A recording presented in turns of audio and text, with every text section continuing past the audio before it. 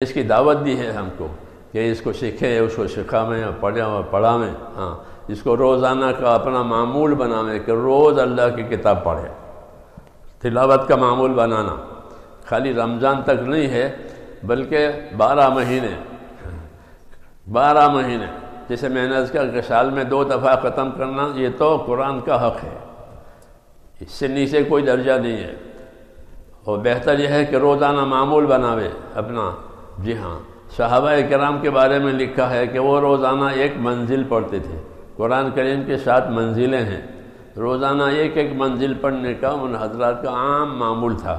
ہاں، کہ روزانہ 1 منزل پڑھتے، جمعہ اور جمعرات تک قرآن شریف شروع بھی ہو جاتا ہے، ختم بھی ہو جاتا ہے ہفتے میں، یہ ان کا معمول تھا۔ تو یہ تو سب سے اچھا معمول ہے۔ اتنا نہ ہو سکے تو اپنی طاقت کے مطابق، لیکن روزانہ اس کی تلاوت کرنا یہ تو ہر مسلمان کے ذمہ ہے، اس کو پیچھے نہ ڈالے۔ ہاں، اور اپنے اولاد کو سکھاوے، جی قرآن کی تعلیم دے، سنت کی تعلیم دے کہ یہ اولاد کی امانت ہونے کا یہی حق ہے کہ اولاد کو اللہ نے امانت بنایا ہے، لہٰذا اس امانت کو ضائع نہ کرے۔ اور امانت کی اجازت یہ ہے کہ وہ بے دین رہے، جی ہاں، ان کو آخرت کی فکر نہ رہے، بلکہ اپنے آپ کو، اپنے اہل کو آخرت کی فکر والا بناوے، کیونکہ سمجھدار آدمی وہ ہے جو آخرت کی فکر کرے۔ الکیس من دان نفسہ وعمل لما بعد الموت، کہ باہوش آدمی وہ ہے جو اپنی ذات پر قابو کرے۔ اپنی ذات پر قابو کرنے کا مطلب یہ ہے کہ اپنے آپ کو اللہ کی رضا والی زندگی میں ڈالے، ناراضگی والی زندگی سے اپنے آپ کو بچاوے۔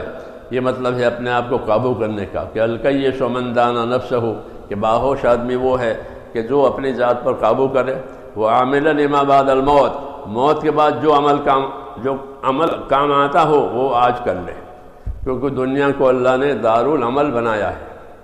یہ ہے دارالعمل، یہاں عمل ہوں گے، عمل کے اللہ تعالیٰ بڑی بڑی قیمتیں دیں گے۔ وَإِن تَكُ حَسَنَةً يُضَاعِفْهَا، یہ کہا کہ نیکی ایک ہوگی لیکن اللہ تعالیٰ کہتے ہیں اللہ اس کو بڑھا دیں گے۔ جیسے ایک دانہ ہوتا ہے تو اسے پودا ہو جاتا ہے، ایک گٹلی ہوتی ہے تو درخت ہو جاتا ہے، وہ سالوں تک پھل دیتا ہے۔ ایسے ہی ایک عمل ہوگا کہ اس عمل کو اللہ تعالیٰ بڑا چڑھا کر بدلہ دیں گے۔ ہاں، اس کا بدلہ۔ اور سب سے بڑا عمل کہ دین سیکھنا ہے۔ ہاں، دین